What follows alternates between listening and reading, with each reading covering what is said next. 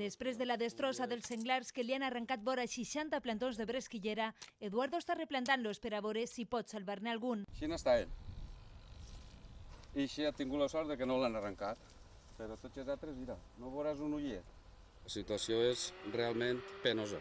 Mira com estan les plantes de més i mig, uns plantons de categoria. El royalty només són 4.000 euros per hectàrea. Una ruïna.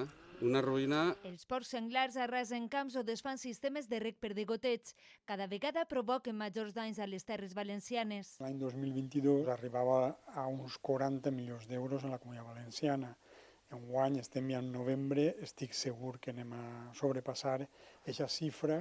Demanen solucions urgents a les administracions per a frenar la sobrepoblació d'estos animals. N'hi ha que rebaixar-la i tindre una població que puguem conviure tots. Si els caçadors tenen que caçar més, si les gàbies tenen que agarrar més. Hi ha que fer alguna cosa perquè això és insoportable. És que està tot erm. Està quasi tot erm. Llavors ja no en quedem. Només faltava això.